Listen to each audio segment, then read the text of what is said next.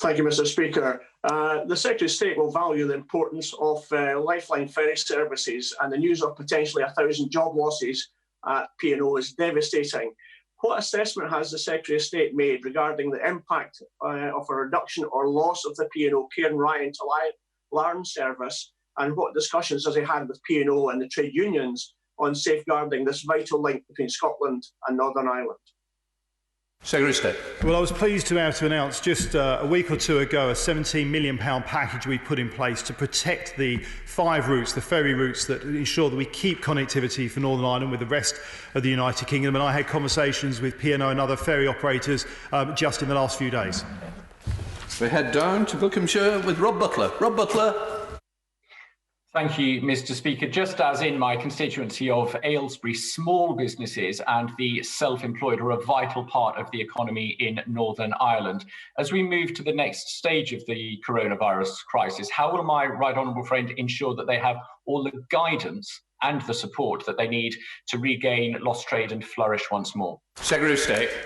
Well, I think my honourable friend makes a really good point, a really important point. Throughout the crisis, both myself and the Minister of State have been in regular contact with businesses across Northern Ireland to ensure we understand the pressures that they are facing, to make sure we can work with the Northern Ireland Executive to continue to focus on the economic recovery in the format they need. He's quite right. Wherever we are in the United Kingdom, including in Great Yarmouth, we have to make sure we're focused on those small businesses who are often the heartbeat of our communities, and we're also determined to make sure we do that in partnership with the Northern Ireland Executive. Go across to Louise Haigh, who's standing in as the temporary shadow Secretary of State and wishing Tony Lloyd well. Louise Haigh. Thank you, Mr. Speaker. And can I also send all our love and best wishes to my friend and predecessor, the Honourable Member for Rochdale, as he continues to make a recovery from COVID-19. The Secretary of State will regret, as I do, the disrespectful way in which the devolved nations were cut out of the Prime Minister's announcement on Sunday and the confusion that reigned across the UK as a result. Will he commit to ensuring the Northern Ireland Executive is fully consulted and informed on the next phase of lockdown and future changes to messaging? Secretary of State. Thank you, Mr. Speaker. And I would like to offer a warm welcome to the Honourable Lady in her new role. I look forward to working with her for the benefit of the people of Northern Ireland. And it would just, if you just indulge me briefly, Mr. Speaker, I just want to pay tribute to the Honourable Member for Rochdale, who served in his post admirably for over 2 years and through 3 different Secretaries of State. I was hugely pleased to hear of his recovery. I hope the Honourable Lady only deals with one Secretary of State in her time in office. And I'm glad he has decided to continue to represent the people of Manchester as he recovers, as he has done over the last 4 decades. I would just say to the Honourable Lady that we are working with the devolved authorities. They are part of the committees and they have ministers sitting on all of the committees that are discussing issues around how we deal with coronavirus, and all of the devolved authorities were actually present and part of the decisions made at the COBRA meeting on Sunday ahead of the Prime Minister's announcement. And welcome her in a permanent position. Louise Haigh. Thank you. That was a very quick promotion, Mr. Speaker. Well, as the Secretary of State has said, not only is coordination across the UK important, but the unique situation in Northern Ireland means cooperation with the Republic of Ireland is equally as important. So can he explain why those in Northern Ireland who hold an Irish passport, as is their right under the Good Friday Agreement, are still unable to check their eligibility for the self-employed support scheme? And can he commit to urgently rectifying this problem before it starts to pay out? State. Yes, this is an issue we're aware of, and I would hope to be able to give an outline of exactly how we're dealing with this very, very soon. It is something we're aware of, and it is something we will be looking to rectify.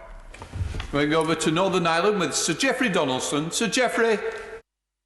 Thank you, Mr. Speaker. Further to the question from the Honourable Lady, it is also the case that in relation to the Self-Employed Income Support Scheme, Northern Ireland citizens who hold a Northern Ireland driving licence cannot use this document to verify their claim to support under the scheme. Clearly, this is entirely wrong. It means that self-employed people in my constituency are being disadvantaged, cannot make their claim or have it verified. And so will he liaise with HMRC and the Treasury to ensure that Northern Ireland driving licences are an acceptable document for the purposes of verification for the self-employed scheme? Secretary of State. Yes, very happy to work with the Honourable Gentleman to see if we can find a logical, sensible, swift solution to that challenge. Second question from Sir Geoffrey Donaldson. Can the Secretary of State also advise us as to what additional funding he is seeking to support the Northern Ireland economy as we hopefully emerge over the next few weeks and months from lockdown? He will be aware of the situation with our economy as it is across the United Kingdom, and we're all anxious to know what additional support might be available from the Treasury to support the recovery of our economy in Northern Ireland. Well, the honourable gentleman makes a very good point. It is hugely important that we are ready as we come out of lockdown to not just recover from the economic situation of coronavirus, but then able to turbocharge the economy across the United Kingdom and obviously particularly in Northern Ireland to see the economy flourish and grow as we go forward. There is £1.2 billion worth of money that we have put to the Northern Ireland Executive under the Barnett consequentials. That's on top of the UK-wide schemes such as the Job Retention Scheme, and the Treasury and the Chancellor, I know, continue to focus on looking at everything we need to do to support businesses, support people, and support every part of the United Kingdom as we come through this virus, and to ensure that we're ready to come out of it in a way that will allow our economy to re-flourish and grow in the future. Move over to the SNP spokesperson, Kirsten Oswald. Thank you, Mr. Speaker. With COVID-19 consuming so much effort internationally, does the Secretary of State not agree that the EU simply won't indulge further UK government brinkmanship on transition? The resulting cliff edge will be a step too far for many Northern Irish businesses.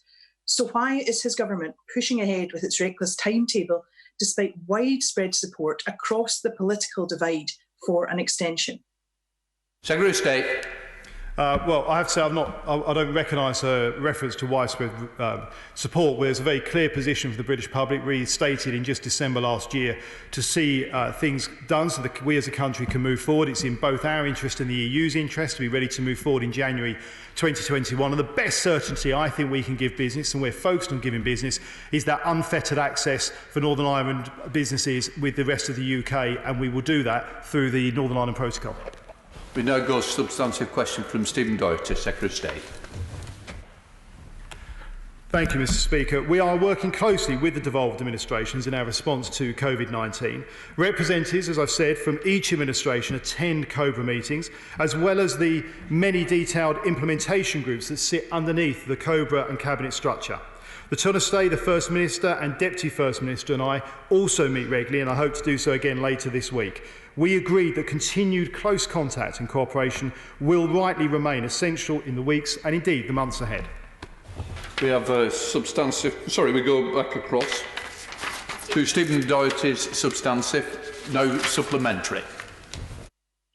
Thank you, Mr. Speaker. The contact tracing app that the UK government is developing is apparently different to the one that the Irish government is advocating, which may create significant difficulties not only on the island of Ireland, but also in relation to travel to and from the rest of the UK via, for example, Welsh, Scottish and English ports. So what discussions has the Secretary of State had with the Northern Ireland Executive and the Irish government on the proposed app, and what would he advise people in Northern Ireland to do? Secretary of State. Well, the app, I think, has got a real huge opportunity to be an important part of our work as we come through COVID-19 into the exiting from this in a sensible, logical way that means we also are aware of how this virus is and has spread across the UK. So I think it's important people take part, and a huge thank you to those who have been involved in the work on that app. I myself have been in conversations with the Irish government. In fact, I spoke to the Taoiseach on this particular issue just a few days ago, as well as with the Northern Ireland Executive, to ensure that all of our experts, our CMOs, are working together to make sure that we have a joined-up approach where practical, where sensible, where appropriate, so that we get things working in a way that's good for the health of all the people of Ireland. And obviously I'm very focused on ensuring the people of Northern Ireland get the best possible care. We now have Michael Longer with a substantive question, Secretary of State. Thank you, Mr. Speaker, and I'll be grouping questions 11 and 12 together. We are working and will continue to work closely with all of the devolved administrations who are fully committed to suppressing this virus across the UK.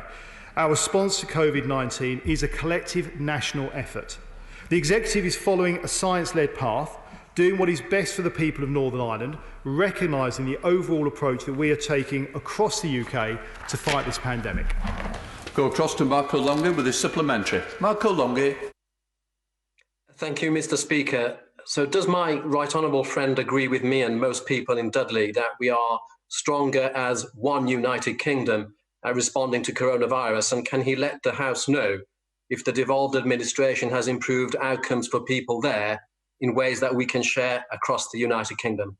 Secretary of State.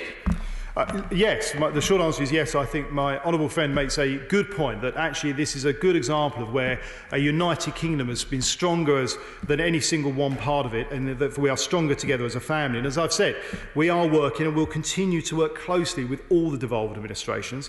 I remain in continued very close contact with both the First and Deputy First Ministers of Northern Ireland to coordinate the response and to share information and insight. Now, that approach has been effective, allowing us to work together on issues of common concern, including the provision of PPE, and whilst allowing our plans to be tailored to ensure that they address the particular local situations that we all face. Going up to Bolton with Mark Logan. Mark. Thank you, Mr. Speaker. And does the Secretary of State agree with me that whether in Bolton or in Belfast, our two time-tested institutions, the Union and the NHS, have exuded extraordinary heroism in the COVID cataclysm which has swept the planet? State. Yes, and I think my honourable friend's language is absolutely spot on. We've all seen how the NHS has responded with heroism and agility, and I want to take this opportunity to thank all of those key workers across the United Kingdom for their professionalism and their dedication in looking after people. We have seen fantastic levels of cooperation between all political parties in Northern Ireland and across the UK, and I think that we've seen the devolved governments working together in a way that's good for all parts of the United Kingdom as we tackle this crisis. We have a substantive question from Mark Harper, Secretary of State. The Joint Committee met on the 30th of March and the Northern Ireland Specialised Committee met on the 30th of April. The protocol has of course been part of these discussions. Our intention in implementing the protocol is to protect Northern Ireland's place in our United Kingdom and cement the huge gains that we have all seen from the peace process. We do believe that it will be necessary to support businesses and the wider population in understanding the protocol before it comes into effect. Go across to Mark Harper. Mark Harper. Thank you very much, Mr. Speaker, and I thank the Secretary of State for that answer. Now, he'll know that, and he confirmed earlier in these exchanges, that Northern Ireland businesses will continue to have unfettered access to the rest of the United Kingdom. The Prime Minister has also committed that we won't be checking goods moving from Great Britain to Northern Ireland. Can he set out a bit more detail for the House about the progress that's been made in implementing both of those important commitments? Secretary of State. Thank you, Mr. Speaker. And look, the honourable gentleman is right. I want to put this in the clearest possible terms. Northern Ireland businesses will have unfettered access to the market of the United Kingdom and across GB. This is something, as my honourable friend rightly points out, that both myself and many of my Cabinet colleagues have not just commented on publicly, but we feel strongly about. And we're looking forward to delivering on that before the end of the year, and we will deliver on that promise. We now go down to the southwest with Karen Smith. Karen Smith.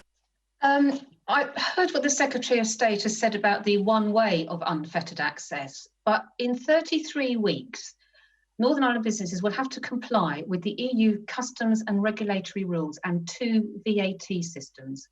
When is the government going to let these businesses know what exactly they need to do to comply with the protocol in order to keep trading? Secretary of State. Well, we will make sure that businesses have got plenty of time to be able to be ready for January next year. One of the key parts of that is to ensure that we have that unfettered access. We are not going to be putting borders down the Irish Sea or anywhere else. And in respecting the Good Friday Agreement, as well as the New Decade, New Approach deal, unfettered access is a hugely important part of that. And the best way for businesses to have fluidity of access to the market is to have unfettered access. And that's what we are determined to deliver, and it's what we will do. Substantive question, Secretary of State, from Sarah Jones. I recently published a written ministerial statement setting out the way forward on the legacy of the past in Northern Ireland. We have begun engagement with the Northern Ireland parties, the Irish Government and other key stakeholders, with a firm focus on finding consensus on the detail of the proposals, which will then allow us to move forward. Go across to Sarah Jones. Sarah Jones. Thank you, Mr. Speaker. The Victims Commissioner said the aim of addressing the legacy of the past must be to build a better future. So why did the Secretary of State, in that spirit, not consult with those key organisations like the Victim and Survivors Commission before publishing his statement on the 18th of March? And does he agree that victims must be at the heart of this proposal and that any proposals must have their full support? Secretary of State. Obviously, the written ministerial statement, I think colleagues will appreciate. I think it was appropriate to lay before Parliament first. That's the process of how we work in this House. What I would say to the Honourable Lady is I have been engaging with victims groups, will continue to do so, as has my Minister of State, but I have myself directly spoken to victims groups. They're an important part of this process. And I would just gently say to the Honourable Lady, if she looks at the WMS itself, it very clearly references the importance of making sure we do the right thing for victims as well. They're absolutely at the heart of this, and important that they are. I will now call Minister Robin Walker to answer the substantive question tabled by Ian Lavery. We now come over to Minister Robin Walker with a substantial question. Thank you, Mr. Speaker. I'm grouping questions 16 and 17 together. The UK Government and Executive have committed to ensure that those on the front line in responding to COVID-19 are provided with the critical PPE they need to do their job safely. As part of our UK-wide approach, the Government has allocated around 5.5 million items of PPE to Northern Ireland, who in turn have sent 250,000 gowns to the rest of the UK. Then up to the North East with Ian Lavery. Ian Lavery. Thank you, Mr. Speaker. Earlier this week, Moy Park, that's the largest manufacturing employer in Northern Ireland, sadly experienced a tragic COVID-19 related death of a valuable worker, meat packer, Unite member and human being. Everyone should expect to return home safely after a day's work. Given what the Minister has just said, is he happy with the adequacy of the supply of PPE from the UK to Northern Ireland? Because perhaps people in Northern Ireland aren't. And also, when resources will be provided to ensure all frontline workers in high-risk sectors such as poultry and meat processing will finally be safe at work? Mr. Walker. Well, first of all, let me say every death from COVID-19 is a tragedy for the individual and their families, and so let me pass on my condolences to the family involved in this particular case. But of course, PPE is an important part of the equation, as is proper social distancing guidelines, and it's important for businesses like Moy Park that they follow the social distancing guidelines, as I'm assured that they have been. Going down to Pompey with Stephen Morgan. Stephen Morgan. Thank you, Mr. Speaker. Like other parts of the UK, including my own constituency, care homes in Northern Ireland have been overlooked, with PPE not sufficiently reaching them. What discussions has he had with the Northern Ireland Executive on the distribution of PPE to ensure our most vulnerable and frontline workers are protected in this crisis?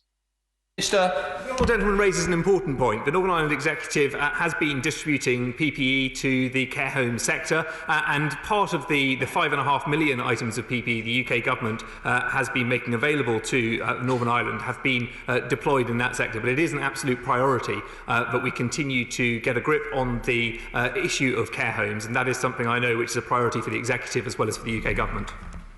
Can I welcome back the Chair of the Select Committee, Simon Hoare. Much, Mr. Speaker. The recent events of COVID-19 have, I think, underscored the fragility of international supply chains, certainly with regards to PPE, when international demand is very high. Would my honourable friend undertake at the appropriate time to discuss with his counterparts in Scotland, in Wales and in Westminster the opportunity to grow this important area of our economy, creating future jobs, to produce enough PPE produced in this country with a UK badge? Minister. Well, my honourable friend, the Chair of the Select Committee, makes a very important point, and of course it's vital that we work on the international procurement effort with the devolved administrations as we have been, but it's also essential that we maintain our domestic supply. And actually I'd like to pay tribute to businesses in Northern Ireland like Denroy Plastics, who the Secretary of State spoke to yesterday, and O'Neill's, who the Secretary of State visited just before this outbreak, who have switched over their production lines to producing vitally needed PPE and are making a huge contribution already. We go to Gareth Davis. Gareth Davis. Minister. Thank you, Mr. Speaker. Oh, sorry. Sorry, Speaker. I'm grouping questions 19 and 20 together. The Government is committed to maintaining air connectivity between Great Britain and Northern Ireland during these unprecedented times. This is why we've worked with the Executive to provide a £5.7 million financial support package to the City of Derry and Belfast City airports to ensure that services to and from London will continue. Davis. Thank you, Mr. Speaker. Does the Minister agree that the government's £5.7 million investment into maintaining air passenger flights is an important step in ensuring that the vital support link is maintained, so that post-COVID we can continue to strengthen our economic links between Northern Ireland and the rest of the United Kingdom? My old friend is absolutely right. This support package is key to safeguarding vital connectivity, providing key links to Northern Ireland's key economic zones. As he knows, Northern Ireland benefits enormously from the Union with Great Britain, which is Northern Ireland's main market for sales and tourism. We want to further strengthen these ties in order to support the movement of medical supplies, key workers, and to assist with Northern Ireland's economic recovery from this crisis. We go across to Sammy Wilson in Northern Ireland. Sammy Wilson. Thank you, Mr. Speaker. Given the integration between the Northern Ireland economy and the GB economy, air connectivity is of vital importance to any recovery plan out of this health crisis. And air connectivity is practically stopped at present. Will the Minister give a commitment, first of all, to continued support for airports, including Belfast International? Secondly, to work towards the abolition of air passenger duty, which adds substantially to costs. And thirdly, to give every encouragement to present airlines and prospective carriers to open routes quickly again. Minister. Well, the Honourable Gentleman makes some excellent points, and it is absolutely vital that we continue to prioritise connectivity. As he knows, we've stepped in where necessary to protect connectivity that might otherwise have been lost. Ministers agree that at this stage Belfast International is currently financially stable, but it's something we will certainly keep under review and keep working closely with the Executive on all of those issues. We now go across with the substantive question, Minister. Sir Atherton.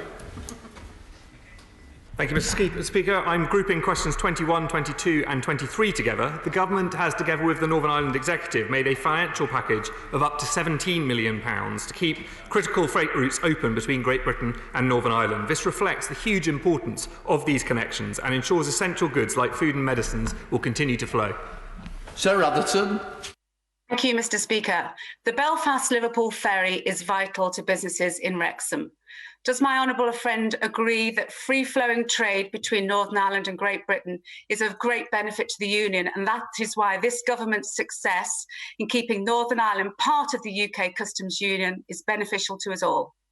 Minister. I totally agree with my honourable friend. This package helps ensure that we keep freight capacity between Northern Ireland and Great Britain. The funding will help maintain the flow of critical goods across the Irish Sea and throughout this union. And yes, this underlines the importance of keeping Northern Ireland part of the UK Customs Union so that goods needed in Northern Ireland and in Great Britain can continue to flow freely. Across to Virginia Crosby. Virginia Crosby. Mr. Speaker, can I thank the Minister for their answer? And the government has acted swiftly to protect ferry services between Northern Ireland and Great Britain, and I welcome the measures that they have put in place. And many businesses here on my constituency of Arnismorn rely on goods coming to and from Northern Ireland and Liverpool. Will he continue to monitor the wider economic impact of services on North Wales, given its close proximity to Liverpool? Minister. Each route is integral to the supply of critical goods within the United Kingdom. Public service obligations are an established mechanism for supporting routes and are being used here to temporarily support routes affected by COVID-19. The government continues to engage closely with operators and ports on the Irish Sea, and we will continue to listen and take appropriate steps at the right time to protect critical supply routes wherever they are. Across to Dr. James Davis. Dr. James Davis. Thank you, Mr. Speaker. Can the Minister confirm that keeping these ferry routes open is sustaining the supply chain of food and medical supplies that are so vitally needed on both sides of the crossing, including in the Vale of Clwyd? Minister. Absolutely, yes. And I think the exchange of PPE that was referred to in earlier answers to questions is a good example of that, where both the GB has benefited from those connections to Northern Ireland and Northern Ireland has benefited from those connections to Great Britain. We now come to questions to the Prime Minister. I will call the Prime Minister to answer the engagements questions. Prime Minister Boris Johnson. Thank you very much, Mr. Speaker. Forgive me, Mr. Speaker.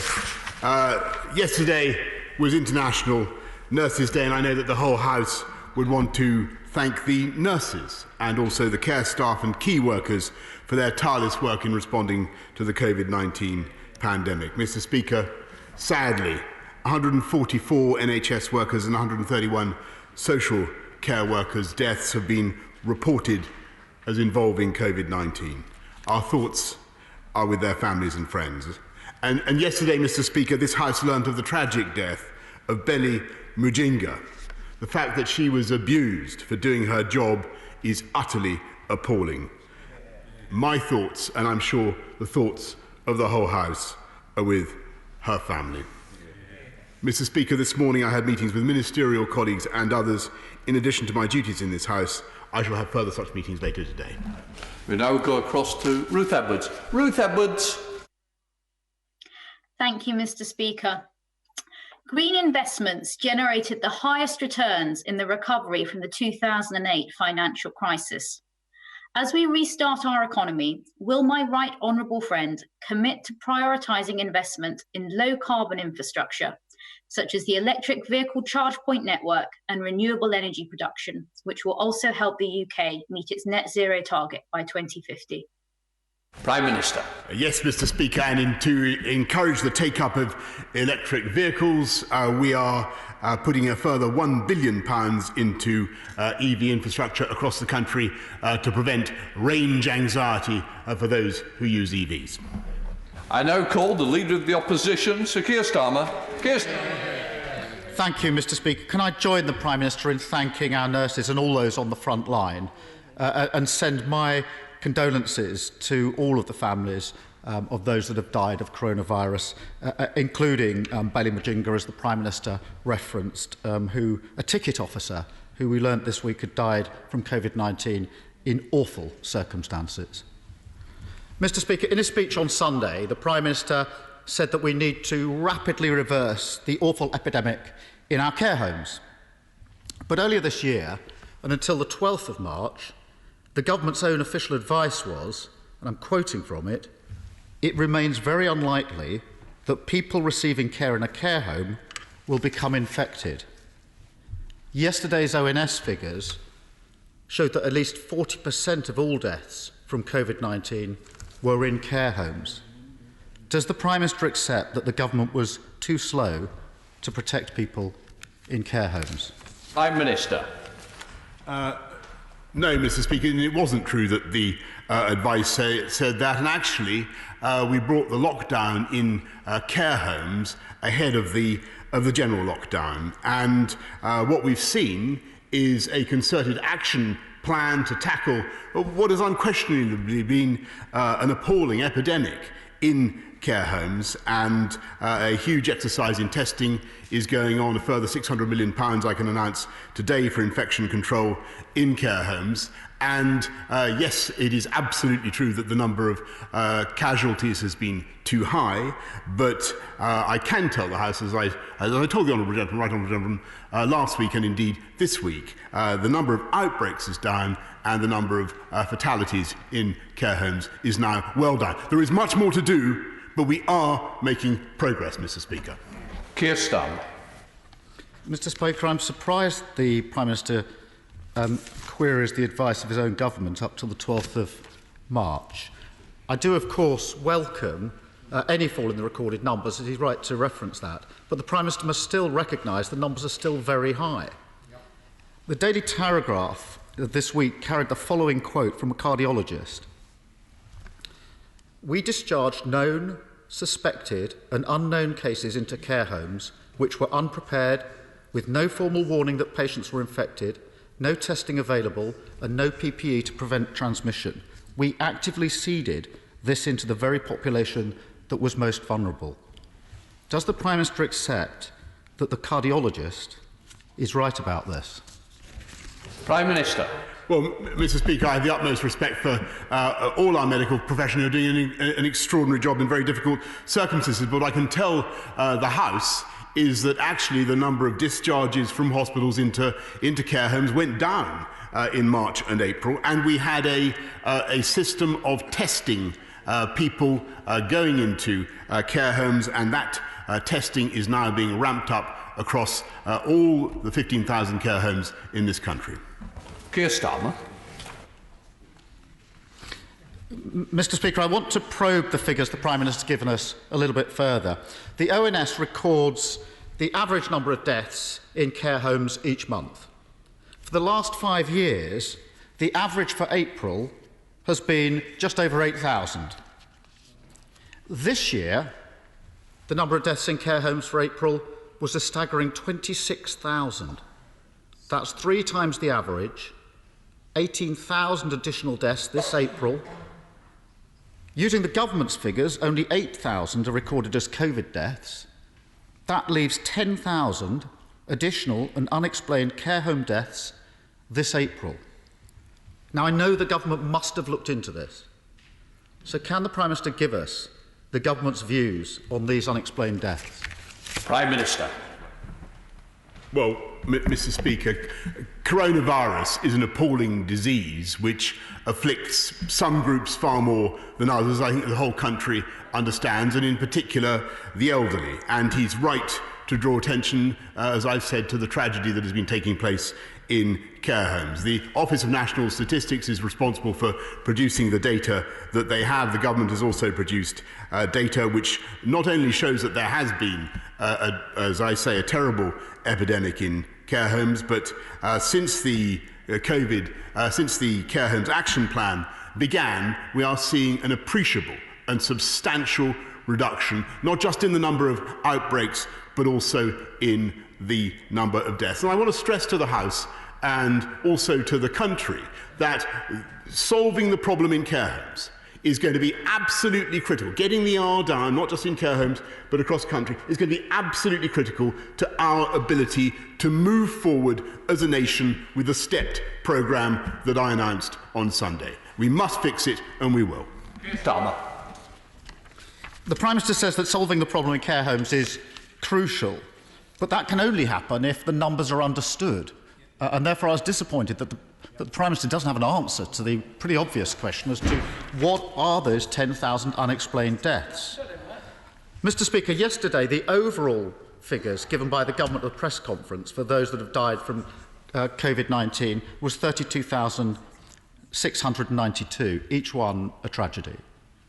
For many weeks, the government has compared the UK number against other countries. Last week, I showed the Prime Minister his own slide, showing that the UK now has the highest death total in Europe and second highest in the world.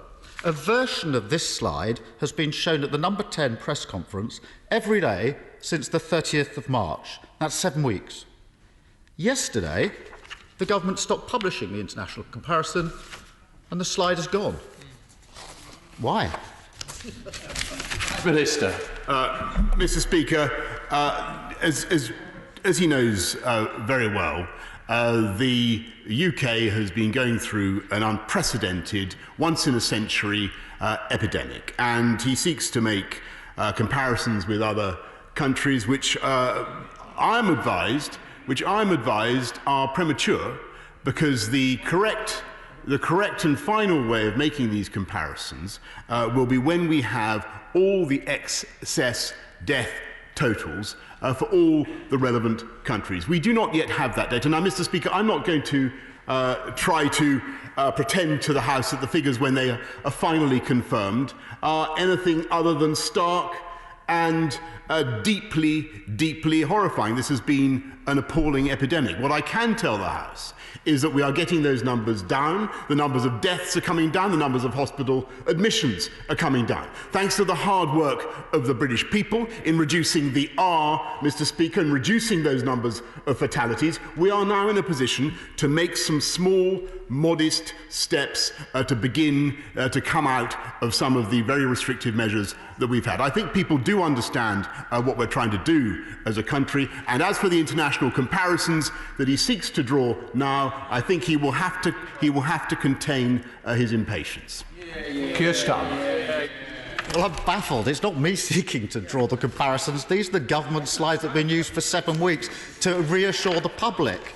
And the problem with the Prime Minister's answer is it's pretty obvious that for 7 weeks when we weren't the highest number in Europe, they were used for comparison purposes. As soon as we hit that unenviable place, they've been dropped. And last week he quoted in defence Professor Spiegel-Halter. What Professor Spiegel-Halter said at the weekend was this, and we need to think about it.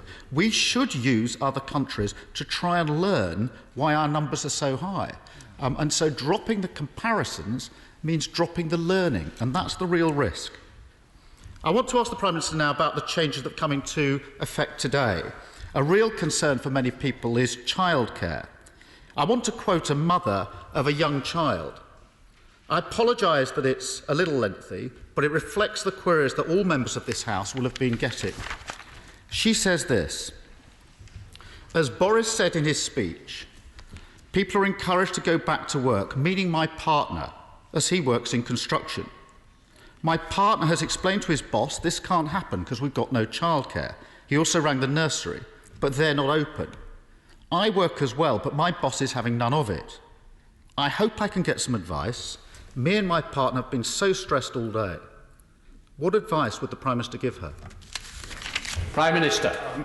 Thank you very much, Mr. Speaker. Just on his earlier point about not learning from other countries, nothing could be further from the truth. We are watching intently what is happening in other countries, and it is very notable that in some other countries where relaxations have been introduced, there is the signs of the R going up again. And that's a very clear warning to us not to proceed too fast or too recklessly. I hope the country does understand that. On the specific point that he rightly raises about people's anxieties about going back to work when they don't have adequate childcare, I think I was very clear both with him and with the House earlier in the week that insofar as people may not be able to go back to work because they don't have the childcare that they need, then their employers must be understanding. And it is clearly, as I said, an impediment. It's a barrier to your ability to go back to work if you don't have childcare. I'd be very happy to look at the specific case that he raises if there's anything more that we can do to shed light on the matter. Keir Starmer. I'm grateful to the Prime Minister for indicating he'll look into that particular case. It's one, I think, of very many. The Prime Minister is asking the country to support decisions that will affect millions of lives. These are not easy decisions, I recognise that. They're very difficult, balanced decisions that the Prime Minister and the Government has to make. After the confusion of the last few days, gaining public confidence in them is crucial. Crucial. The Prime Minister says his decisions were, and I quote, driven by the science, the data and public health. So to give the public confidence in the decisions, can the Prime Minister commit to publishing the scientific advice that the decisions were based on? Prime Minister. Mr. Speaker, all sage advice is published in due course, as the right honourable gentleman knows. And let me be absolutely clear with the House that SAGE has been involved in every stage of, and our scientists and our medical officers have been involved in every stage of preparing this strategy. And I want to remind the House that what we are doing is entirely conditional and provisional. The UK has made a huge amount of progress. The people of this country have worked incredibly hard to get the R down. We cannot now go back to square one. We can't risk a second outbreak, and we will do everything to avoid that. I think that actually when they look at what we're advocating as the way forward, the stepped process that we have set out, I think people can see exactly what we're trying to do as a country, and they can see that everybody is still required to obey the social distancing laws, the social distancing rules. And the common sense of the British people got us through that first phase of this disease. I'm absolutely confident they will get us through the next as well. We're going across to Ludlow to Philip Dunn. Philip Dunn. My right honourable friend, the Prime Minister, is well aware of the impact of air pollution on health outcomes, particularly affecting those with respiratory diseases like COVID-19. Will he therefore reaffirm his commitment to tackling global emissions and the COP26 Global Climate Conference to help protect our people and our planet in future? Minister. Yes, and I thank my right honourable friend for what he does to champion the environment and the cause of reducing CO2 emissions. Alas, we've had to postpone the COP26 summit that was to have taken place, as he knows, in Glasgow at the end of this year. But our enthusiasm, our determination to get to net zero by 2050 remains undiminished. We now go across to the Leader of the SNP, Ian Blackford. Ian Blackford. Thank you, Mr. Speaker. Can I begin by thanking all our nurses for their efforts in keeping us safe and looking after us, and applaud yesterday as the International Nurses Day. Mr. Speaker, last week the Prime Minister, in response to my questioning, noted the ability of the governments of all 4 nations to come together and to deliver a very clear message for our people. Events on Sunday could not have been more disastrous from this government. The Prime Minister has made confusion costly, devolved administration shut out, widespread confusion amongst the public, and a total disregard from this government for workers' safety. Many, sadly, have seen the images of London buses being packed this morning. Mr. Speaker, will the Prime Minister accept that the clear message in Scotland is stay home to protect the NHS to save lives? Prime Minister. And Mr. Speaker, indeed, the message throughout the country is, of course, that you should stay at home if you can, and unless the specific circumstances that we've outlined apply. But I must say I don't accept the characterisation of the cooperation that we've had across all 4 nations that the Leader of the SNP makes. In my experience, and it's been intense, it's been going on for days and days and weeks, and actually I think if you look at the totality of the measures that we're taking as a country, there is much more that unites us than divides us, and we will go forward together. Go back across to Ian Blackford. Ian Blackford. Mr. Speaker, the reality is that the Prime Minister has failed to deliver a clear message, and he didn't address the point about London buses being packed this morning. The Prime Minister is threatening progress made against the spread of this virus by the general public, who are following the advice to stay at home.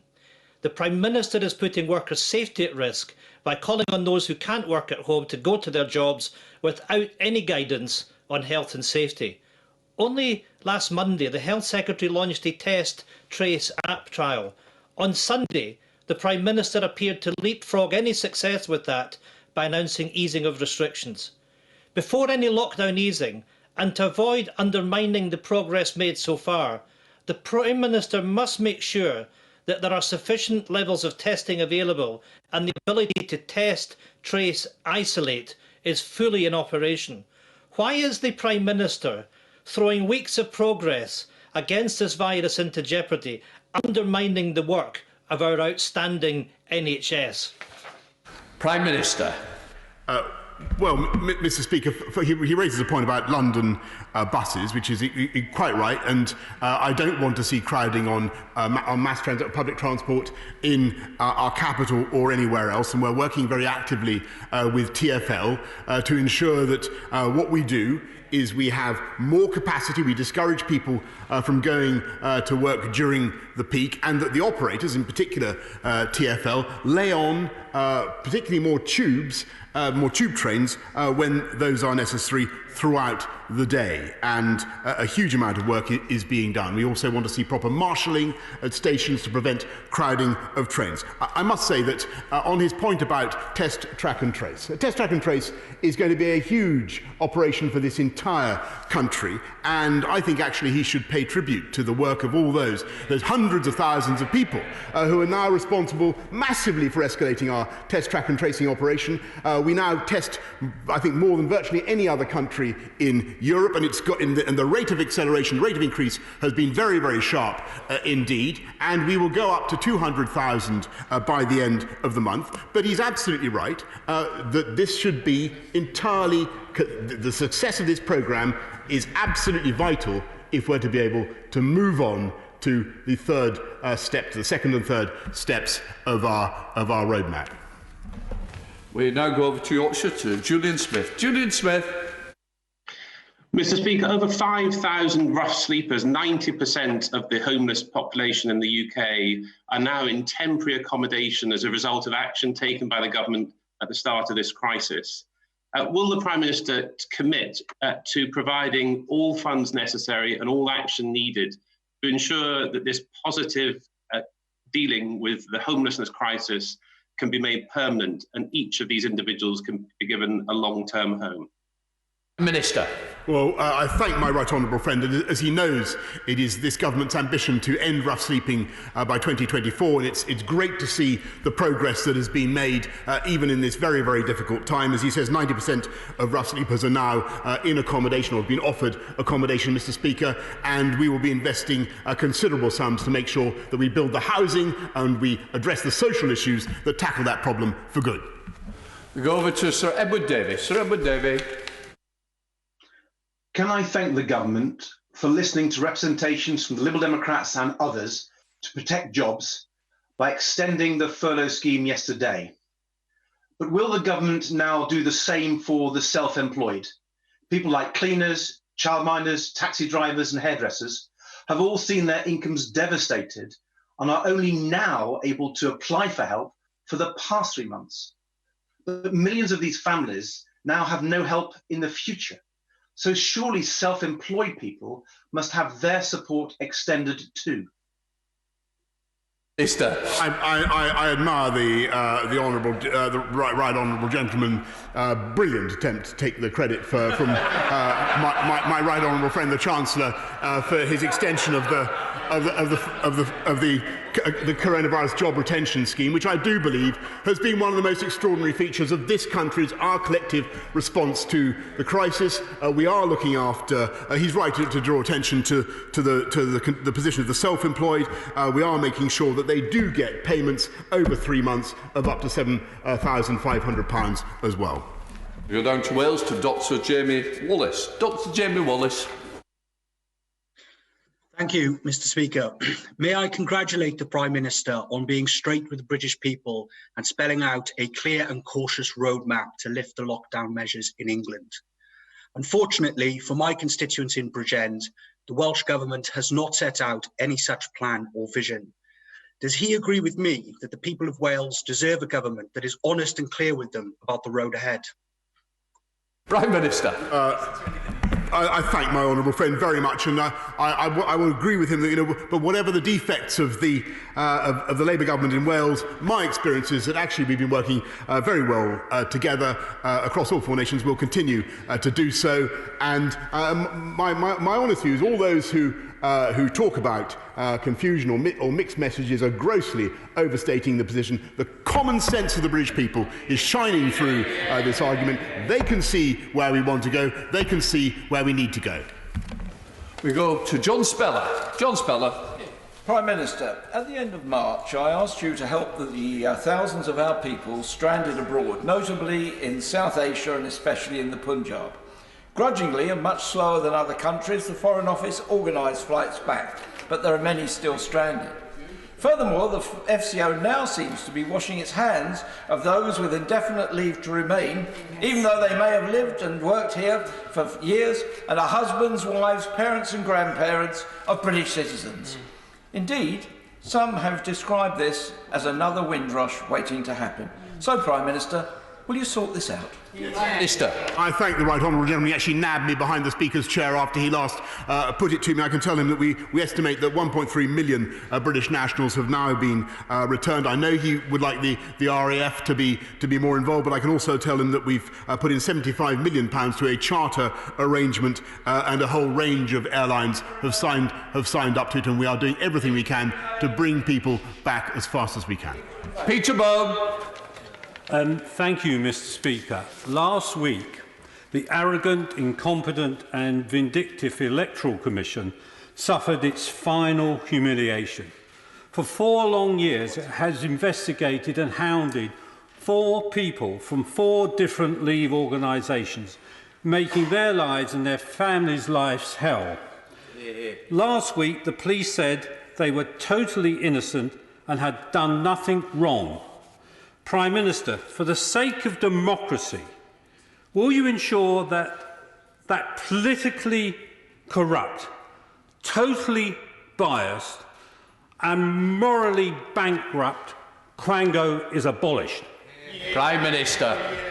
Mr. Speaker, I hear what my honourable friend says about the Electoral Commission. I think what I can say is that insofar as those who were investigated, I hope that all those who spent so much time and energy and effort drawing attention to their supposed guilt will now spend as much time and energy and ink and airtime drawing attention to their genuine innocence, Mr. Speaker. Go across to David Linden, north of the border. David Linden. Thank you, Mr. Speaker. As we moved into lockdown, some of Glasgow's vulnerable asylum seekers were moved from safe accommodation into city hotels where social distancing is harder to enforce. So it's clear that the Home Office is not currently doing enough to protect and look after those who seek refuge in our city. Will the Prime Minister urgently trigger a full Home Office review into the support being provided to asylum seekers and ensure that they work with key partners in the Council to make sure they're not left destitute once the lockdown is lifted? Minister. Well, the honourable gentleman draws attention to a very, very important issue. We will make sure that nobody, let alone asylum seekers in this country, is ill-treated, and I will certainly be investigating the matter that he refers to, but happy to write to him. Down to Wales to Faye Jones. Faye Jones. Thank you, Mr. Speaker. Next week should have seen the beginning of the Hay on Wye Literary Festival, but as we are currently closed to visitors, Hay has shown true Welsh innovation by moving its festival online this year. Will the Prime Minister join me in thanking those tourist businesses who have acted in the national interest to protect public health and remind our visitors that once the Welsh Government publishes its exit plan, Brecon and Radnorshire will be able to welcome you back again very soon? Mr. Speaker, I'm sorry that the wonderful festival at Hay on Wye has had to be postponed this year. I thank my honourable friend for what she's doing to promote it, and I congratulate them, as she says, on their typical Welsh ingenuity in making it online, turning it into Hay on Wi-Fi, if I may say so, Mr. Speaker. Stuart Hulsey, we go across. Stuart Hulsey. Thank you, Mr. Speaker. Both COVID and Brexit is suppressing trade, damaging jobs and the economy. And while we hope as COVID ends, global trade will bounce back, there's no guarantee that will happen quickly. The Prime Minister, though, could mitigate some of this damage by seeking an extension to the Brexit transitional period.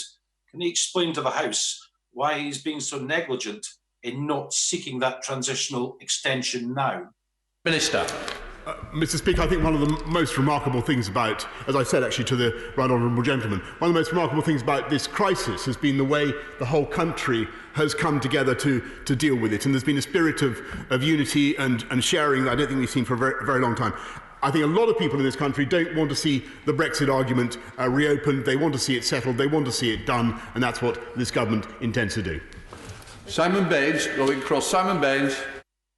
Thank you, Mr. Speaker. The hospitality and tourism businesses of my constituency of Clwyd South are vital for the health of its local economy, of which a very good example is the Llangollen Steam Railway.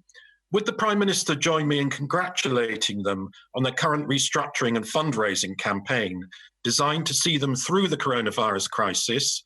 And after the crisis is over, would he please hop on board one of their steam trains when he is next in Llangollen? Prime Minister. Mr. Speaker, I have a picture at home of myself and William Hague aboard the Llangollen Steam Railway, I'm proud to say, and I congratulate them on what they're doing to raise funds, and I've no doubt that they have a glorious future ahead with his support. We go up to Neil Gray, north of the border. Neil Gray. Thank you, Mr. Speaker. I have a number of cases where employers are refusing to furlough staff, either because they do not understand or are unwilling to follow the guidance. 17-year-old Ben Edgar has now found himself without a job or furlough support and is being classed as ineligible for Social Security because of his age. The employer is refusing to engage with my correspondence. So for cases like this, will the Prime Minister consider a furlough appeals process to assist employees, ex-employees and employers to ensure people are treated fairly, according to the guidance, to save unnecessary redundancies or hardship? Prime Minister. I think he's making an excellent point. I'd be very happy if he could send me details. We'll be very happy to take up the case that he describes. We go to Kate Griffiths. Kate Griffiths. The constituency of Newtoxeter and across the country, we've seen incredible dedication of our NHS workers in dealing with COVID-19. Dedication that has tragically cost some their lives.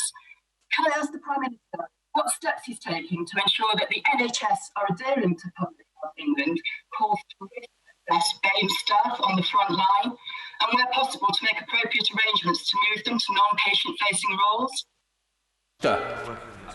Staff and their nature. Thank you, Mr. Speaker, and I thank my honourable friend. I think I understood very clearly what she was saying. It's obvious from the data that coronavirus, as I said earlier on, is falling disproportionately on certain groups, not just the elderly. We need to examine exactly what is happening. We need to protect all the most vulnerable groups, and we will take steps to ensure that that NHS staff and others are properly protected and advised and screened. Go down to Brighton with Caroline Lucas. Caroline Lucas. Thank you, Mr. Speaker. Last week, climate experts reported that green economic recovery packages deliver far higher returns than conventional stimulus spending. And they also warned that how we emerge from this coronavirus crisis mustn't be in a way that deepens the climate and nature emergencies. Does the Prime Minister agree? And will he commit to action that will help us to build back better and start by committing that any airline queuing up for a taxpayer handout must be required to meet robust climate goals? Prime Minister. Well, I think probably the best and shortest answer I can give to her is that we totally understand that aviation, clearly inadvertently, the planet this year will have greatly reduced its CO2 emissions. And she's absolutely right that we need to entrench those gains. I don't want us to see us going back to an era of the same type of emissions as we've had in the past. Aviation, like every other sector, must keep its carbon lower, and we're certainly working on technological solutions to ensure that we can do that. We come to the final question. William Wragg. Thank you very much, Mr. Speaker. Will my right honourable friend, the Prime Minister, join me in paying fulsome tributes to all the staff at Stepping Hill Hospital, particularly those caring for patients with COVID-19? But would he recognise that many people have not been attending hospital as usual? So how will he be assisting hospitals like Stepping Hill ensure that my constituents can access healthcare as usual? Prime Minister. Well, Mr. Speaker, I think it's one of the most important features of the way this country, I thank my honourable friend, one of the most important features of the way this country responded to the epidemic, that we did protect the NHS. We maintained capacity in the NHS throughout. Nobody went without a ventilator. There was space in the ICUs throughout the crisis. But we have a situation now, as he rightly says, when too many people are not going to hospital or to the doctor to seek the treatment they need and deserve, and I would certainly encourage people with conditions that need medical treatment to go and get that treatment now, and that will help us to reduce deaths this year and throughout the crisis. We now come to the urgent questions to the Secretary of State for Education.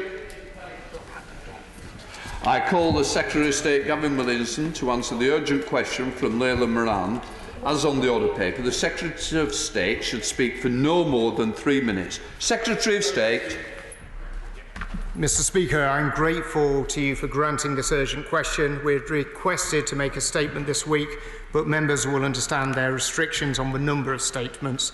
So I'm therefore grateful to the honourable member for the opportunity to answer questions today. It is over 7 weeks since we asked schools, colleges and childcare settings to close to all but vulnerable children and those of critical workers. This has been a huge ask of teachers and parents, but the greatest impact of all has fallen on children themselves. I'm immensely grateful for the response for all those working in education, childcare and children's social care.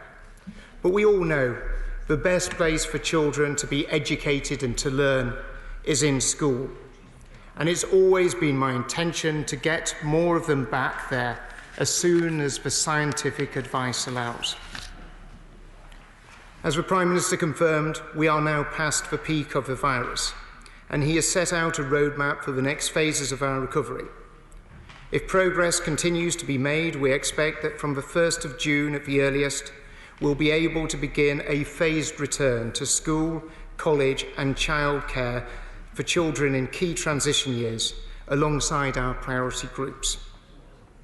Primary schools will be asked to welcome back reception, Year 1 and Year 6 children in smaller class sizes. Nurseries and other early year providers, including childminders, will be able to begin welcoming back children of all ages. And secondary schools and colleges will be asked to provide face-to-face support for Years 10 and 12, who are due to take key exams in the next year. On Monday, my department published initial guidance for settings on how to begin to prepare, and will work with the sector leaders to develop this further in the coming weeks. This guidance sets out protective measures to minimise the risk of infection, including restricting class sizes and limiting mixing between groups. Crucially, all children and staff will have access to testing if they develop symptoms of coronavirus. This will enable a track and trace approach to be taken to any confirmed cases. We continue to follow the best medical and scientific advice and believe that this phased return is the most sensible course of action to take. I know that this will be challenging, but I know that nursery, school and college staff will do everything in their power to start welcoming our children back to continue their education. We now call Layla Moran, who is asked to speak for no more than 2 minutes. Layla Moran. Thank you, Mr. Speaker.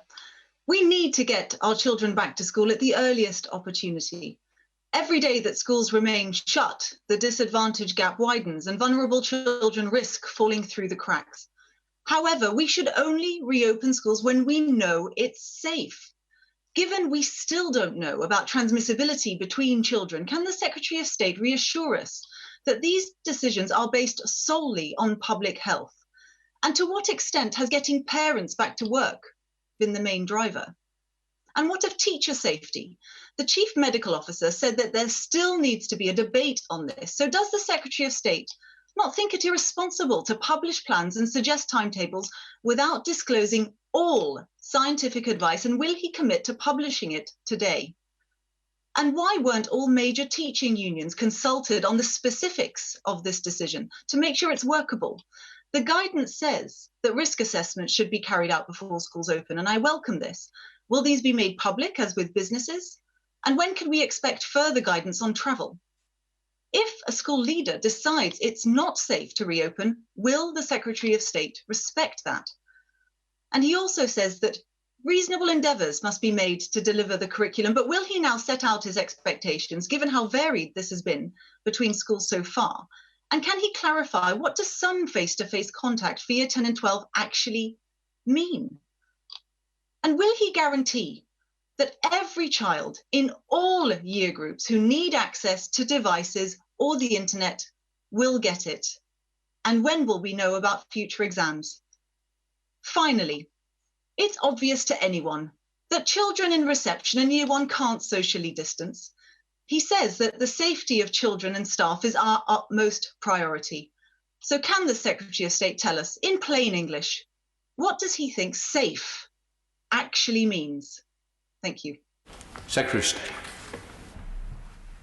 Well, I thank the Honourable Lady for her questions, and I'm glad she recognises the importance and the need to make sure that children are getting their education back in schools at the earliest possible moment.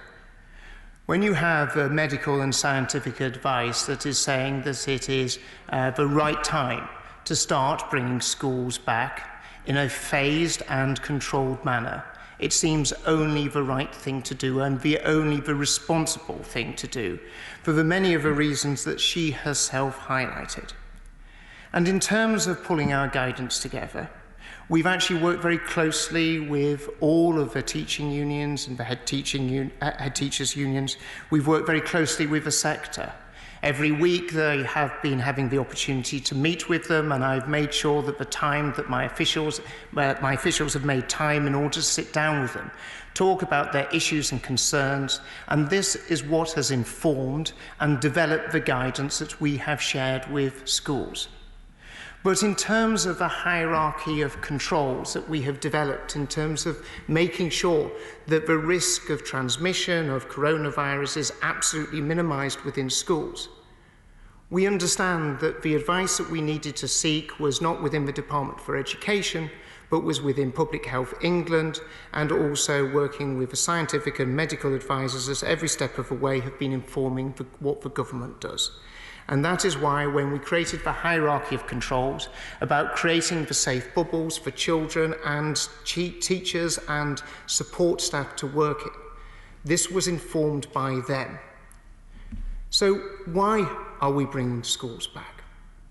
The reason that we're bringing schools back is that we know that children benefit from being educated by their brilliant teachers in front of them. We recognise that children from the most disadvantaged backgrounds are the ones who are going to suffer the most if we do not bring schools back when we are able to do so. I'm more than happy to share all the advice that we have received from SAGE. SAGE regularly publish their advice, and when they're ready to do so, they'll be sharing that again. And we've also made sure that we've asked the scientific advisors to give briefings for the sector to make sure that they understand that the decisions that we are making to bring back children are based on the best interests of the children, including making sure that they do not miss out on something that is so precious, which is their education. Now go across to Robert Halfon. Robert Halfon. Thank you, Mr. Speaker. I strongly welcome the approach that the Secretary of State is taking in getting children back to school in a phased way. Could I ask him, given that we know that close to 90% of vulnerable children are not in education, and that figures from the Sutton Trust suggested that at least 50% of pupils have not communicated with their teachers in the first week of April, will my right honourable friend, whilst understanding schools won't officially be open in the summer, support instead the opening of summer schools over the holidays to be staffed by volunteers, graduates, an army of retired teachers to provide catch-up tuition to these children who have been left behind?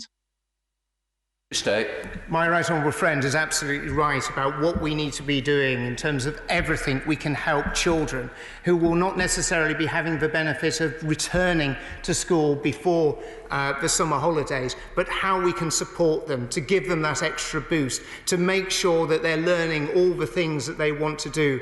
And he's right to highlight the many volunteers, the many thousands of volunteers that want to reach out, help our children in order to be able to have the knowledge to succeed in the future. And we're very closely looking at such schemes, working with schools, working with the sector to how we can make that available to them. And I very much value my right honourable friend's advice and insights and thoughts on this, and we're very much looking at how we can mobilise that. I now call Rebecca Long-Bailey, who is asked to speak for no more than 2 minutes. Rebecca Long-Bailey. Thank you, Mr. Speaker. We all desperately want schools to reopen for the sake of children's education and well-being. But the Secretary must appreciate that the guidance provided so far does not yet provide the clear assurances over safety that are needed. Shielding families anxious, worried grandparents and teaching staff in fear sadly sums up the theme of the last 48 hours. So to allay these concerns, I hope he can address the following issues today. Will the Secretary consider changing the focus of the plan so that instead of asking schools to scramble to implement an unrealistic plan by a specific date, we ask schools to plan to meet certain conditions that, when met, would signal it was safe to open, a subtle but very important distinction? Does he acknowledge that due to the availability of staff and space, splitting classes whilst simultaneously providing remote learning is incredibly difficult? And will he work with schools to develop a realistic plan for social distancing? Has he modelled the impact of reopening schools on the infection rate, and will he publish it? Will he acknowledge that for younger year groups, social distancing will be virtually impossible, and that the current guidance sadly gives the impression that those pupils and staff should just accept being exposed. With this in mind, will he rethink the position on PPE? And finally, Mr. Speaker, most schools break up for summer in mid-July. If the ambition is to get pupils back for a month, that means the whole school would need to be back less than 2 weeks after the priority years. So how does the Secretary expect schools to implement social distancing for the whole school when many heads say this is just impossible? But if they don't, then what is the point of schools planning strict health and safety measures for 2 weeks only to abandon them? The Secretary repeatedly states that schools will only open when it's safe, and he referred to the scientific advice which requires a return in a controlled manner. I don't see much of a controlled manner at the moment, Mr. Speaker, so please can the Secretary work with the sector to get this right? Secretary of State. Of course, the Honourable Lady points out the importance of working with the sector, and that is what we'll do at every step of the way, and that is what we have been doing. And we recognise the importance of supporting them to make sure that as children return to school in a controlled and phased manner, that we offer them the maximum amount of support, and recognising that in every school is individual and unique, and how we support them and give them elements of flexibility in order to be able to make sure that the transition from just providing the education settings available for those who are vulnerable children and children of critical workers, and expanding this in the limited way that we're proposing will require some elements of flexibility that they will need within the sector, and we'll work with them to do that. But I have always been clear that we would give the sector as much notice as possible. And we have said that, if we are allowed, which it seems likely that we will be able to, we would like to see schools opening from the 1st of June, giving schools as much forward notice as possible in order for them to get ready. We think this is a responsible and sensible approach in terms of a phased return. I slightly fear that the Honourable Lady, if we were asking her to pin her down as to what would be the date, it would end up being as to what would be the year as against what would be the actual start date. But we do want to work with her. We do want to work with the whole sector to make sure that this is a phased, sensible and controlled return to schools, because the people who suffer the most from schools not being open are those children who are so desperate to attend. We now go over to Sir Geoffrey Clifton-Brown. Sir Geoffrey. Thank you, Mr. Speaker. The guidance on returning of schools into the primary sector is very clear. Can I ask my right honourable friend to be very clear about the guidance for the secondary sector? For example, what does face-to-face support mean? Which year groups precisely will be able to return? Will it be a voluntary basis? And would he agree that we need to provide maximum support for those who are taking GCSE and A-level exams both this year and next year as well? Secretary of State. My honourable friend is absolutely right of the importance to support those youngsters and children who are going to be facing GCSEs next year, as well as A-levels, BTECs and other qualifications in years 10 and 12.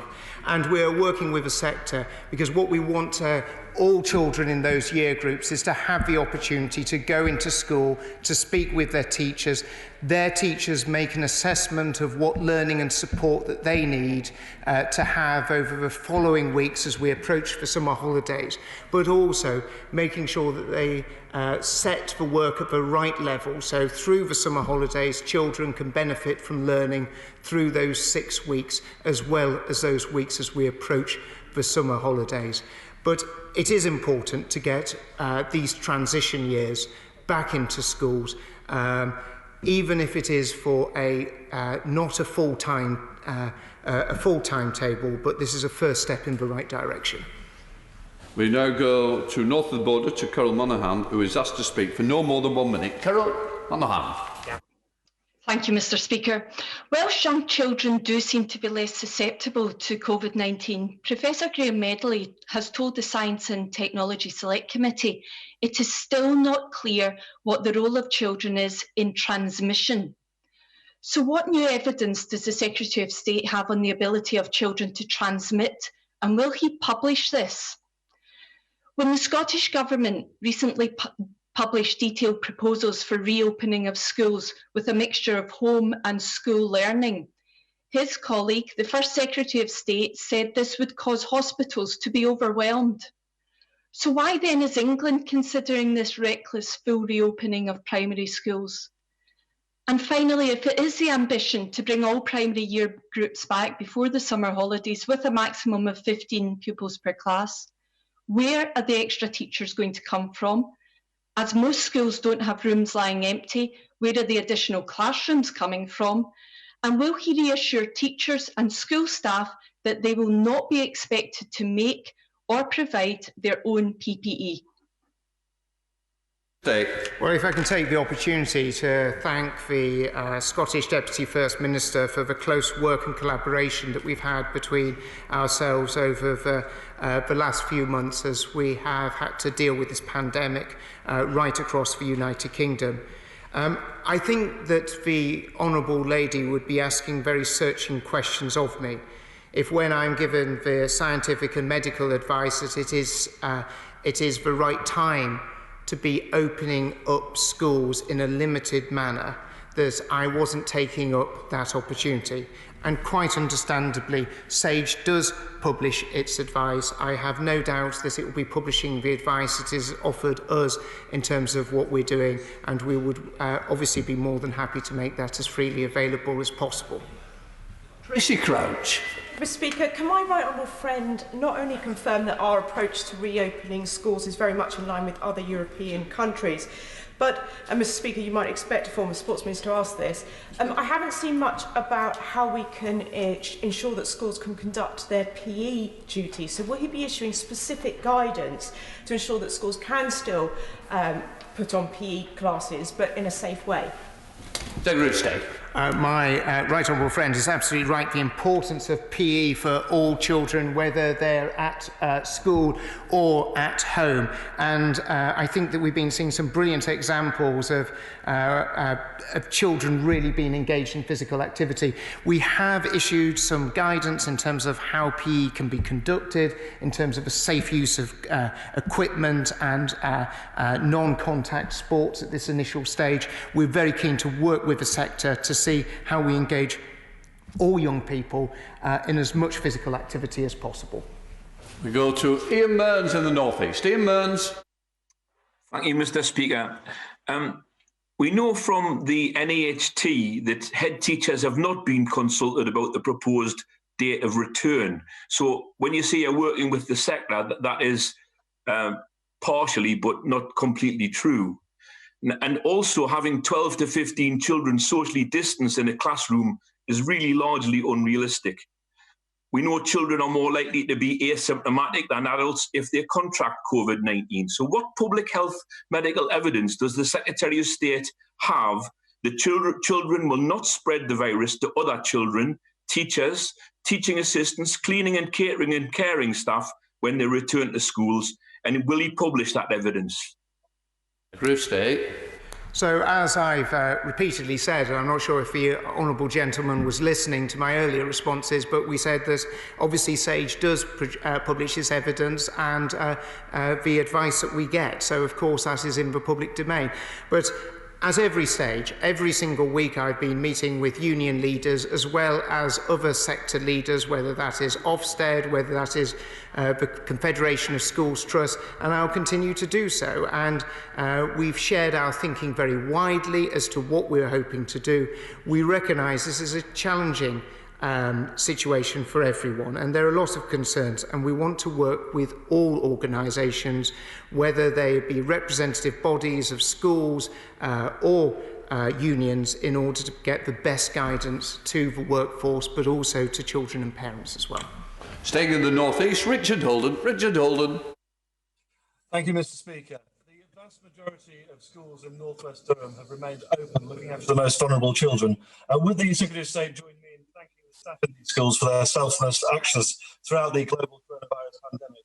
But as we look to the future, can my right honourable friend reassure parents, teachers in the House that despite the claims of some that safety of pupils will be the government's top priority, can he confirm that in reaching this decision is work closely with unions and school leaders, and also that any children going back to school will be fully eligible for testing and tracing as teachers are already? State. I'd very much like to join him in thanking those teachers and support staff who've done so much to keep schools open all the way through this period. And it's important to remember that schools have remained open all through this coronavirus pandemic. And my honourable friend raises an important point about testing. We already have priority testing for all teachers and those who work in schools if they have symptoms of coronavirus. This priority testing will be extended to all children who attend school and if they're displaying symptoms, as well as their families. We recognise how important test and trace is in terms of beating this pandemic. We remain in the North East with Mary Kelly-Foy. Mary Kelly-Foy. Thanks, Mr. Speaker. Firstly, my thanks to all school staff in the City of Durham and across the country for their dedication throughout the pandemic. Education unions are clear. There can be no compromise on health and safety. These proposals are ill thought out and reckless. They will, at best, create a sterile learning environment for young children who won't understand why they're unable to interact with their friends. At worst, the proposals will set off a chain of new infections back into the households of working people. How can it be right that without any scientific evidence, school staff and their pupils have to accept lower safety standards than you'd expect queuing at test scores? Secretary of State. The only consideration behind this decision is what is in the best interest and for welfare of children and those who work in schools. And we all recognise the importance of children being able to return to schools. And sometimes scaremongering and making people fear is really unfair and not a welcome pressure that is to be placed on families, children and teachers alike. We go to Damien Hines. Damien Hines. Thank you, Mr. Speaker. And can I commend this approach to minimise and mitigate the risk from this virus, while simultaneously recognising that as well as the educational harm, there are also significantly negative health and well-being effects for children the longer they're away from school. And can my right honourable friend assure me that within the clear guidelines, head teachers will also be afforded maximum flexibility to make this work for each school's unique circumstances? Secretary of State. My right honourable friend is absolutely correct. The impact on children isn't just an educational impact by them not being in school, but it's a health and welfare impact as well. And he is equally right in the sense that we need to make sure that schools have a flexibility in order to be able to work within these guidelines to make the proposals work for both staff and for children. Go over to Lillian Greenwood. Lillian Greenwood. Thank you, Mr. Speaker. In the government guidance for education and childcare settings, the section on what the latest science tells us states that children have less severe symptoms than adults and are less likely to become unwell if infected with coronavirus. Is there a danger that children could be infected but asymptomatic, be in school and pose a serious risk to the health and safety of school staff, other children and their families? I welcome his agreement to publish the scientific advice, but he must have heard loud and clear that heads and teachers and support staff and parents are really worried. How's he going to win their confidence that it is time for schools to reopen? Secretary of State.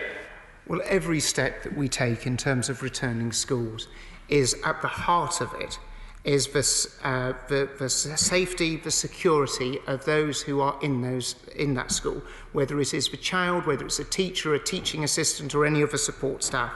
That is why we're doing it in a phased return.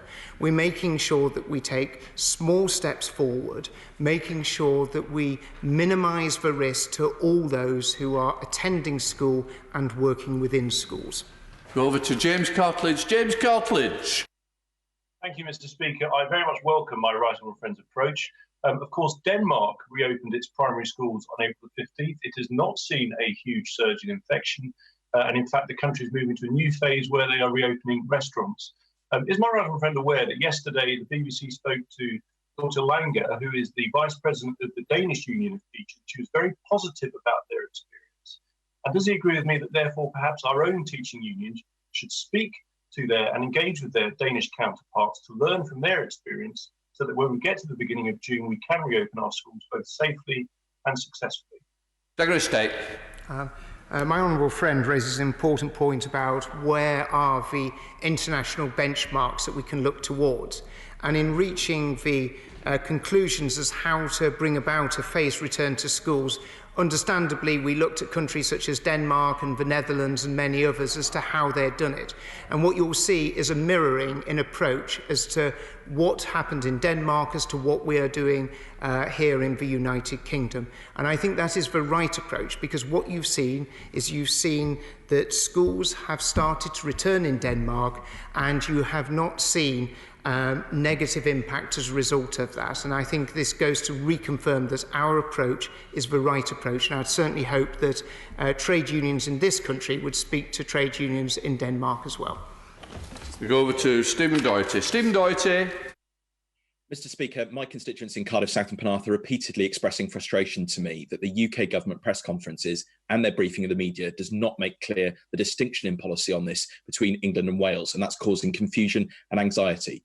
So will the Secretary of State therefore make clear for the UK media and for Welsh teachers and parents that he agrees the decision to reopen schools is for the Welsh Government, that schools won't reopen in Wales on the 1st of June, and that they rightly won't do so until it's safe for children and teachers? Secretary of State. I very much agree that this is a decision for the Welsh Government. We now go over to Selene Saxby. Selene Saxby. Thank you, Mr. Speaker. How can my right honourable friend reassure nervous parents and staff that June the 1st is not too early for a phased return to school? Secretary of State. We would not have been making this decision to do a phased return to school if a scientific and medical advice had not been absolutely explicit that this is something and the right time to be able to sort of do this. But we have stated that the 1st of June is the earliest date. If the situation changes, if a scientific or medical advice changes, obviously we will change the programme of that phased return. But we want to give schools, as well as parents and children, the opportunity and time in order to adjust and get ready to return to school. Go over to Brendan O'Hara. Brendan O'Hara. Thank you, Mr. Speaker. The Prime Minister's recent promise that England's school would be COVID secure prompted Chris Whitty, his Chief Medical Officer, to say that there needs to be a proper debate about teacher safety as schools reopen. When will this proper debate take place, and what steps will be taken to ensure the safety of teachers and their pupils? Secretary of State. We recognise right from the start the importance of ensuring the safety of all those in schools, not just for children, but also those who are teaching and supporting the education of children. And that's why we put forward a whole set of guidance about how you minimise risk in terms of reduction, in terms of the number of children in that classroom, minimising contact between children, staggering in terms of times as to when schools will open. And I'll be very happy to share this with the Scottish Government in terms of our thinking. So when you're in a position where the Scottish Government wishes to return schools back into education, they can hopefully benefit from the work that we've been doing. We now come to the penultimate question. Steve Baker. Steve Baker. Mr. Speaker, Wickham and Buckinghamshire enjoy a diverse school system, including grammar schools. What consideration has my right honourable friend given to the special situation of those grammar schools? Secretary of State. Well, I know this is does present some additional challenges, especially with the consideration of the 11+ in September. And I know that it is a concern of his, and I've actually received representation from Conservative members in Kent about concerns on this. And we're going to be looking at working with local authorities who have who have grammar school systems in their area as to how best we can ensure that children from some children from the most disadvantaged backgrounds are not disadvantaged as they look at taking V11 Plus in the future. We now go over to Slough to Tan Singh Desi. Tan Singh Desi. Thank you very much. Mr. Speaker, we all, including my Slough constituents, want our schools to reopen and for our children's education to continue. But government guidance around the reopening of schools raises more questions than it actually answers. As a parent of 2 young children, I can attest to the fact of how difficult it is to explain social distancing, let alone get the kids to practice it. And that's why so many parents actually fear sending their children to school. So will the Secretary of State revisit the guidance and commit to actually working with education unions and others to create a working plan for reopening our schools when both the science indicates that it's safe to do so and when it has the confidence of all those affected? Secretary of State. We will continue to work with the whole sector in terms of making sure that any changes that we have to make or modifications in order to work for children and teachers and schools, we rapidly adopt any changes that are required. But we recognise the importance of creating a safe bubble for children and teachers to operate in. That's why we've put out extensive guidance as how this is done. And this has been done very much working with Public Health England and the scientific community as to how best to approach in the best possible way the return of schools, because children benefit from being in schools and they are losing out as a result of not being in schools. Right, I will now call the Secretary of State for Housing, Communities, Local Government, Robert Jenrick, who should speak for no more than 10 minutes. Secretary of State. Thank you, Mr. Speaker. Moving home can be a life-changing moment for many amongst us. For young families spreading their wings after a new arrival, for young people leaving their parents' home for the first time, or for working people changing towns or cities to start a new job. Moving home means planting your roots, laying your foundations. A home is more than 4 walls and a roof. It is a sanctuary, a form of protection, and a link to your community. We know that people's homes are at the heart of their own personal stories. And throughout the course of this emergency, we have, by necessity, put many of those stories on hold to protect our communities and to save lives. When the essential stay-at-home message was announced, we changed the rules so that people could only move home if they thought it was reasonably necessary. For many people, this has put life on hold, with this most relevant and essential industry in a state of suspended animation. There are over 450,000 sales which have been stuck in the system, unable to be progressed. This is not to mention the substantial number of rentals which have not gone ahead. Every month, 300,000 tenancies come up for renewal, a proportion of which result in people moving home.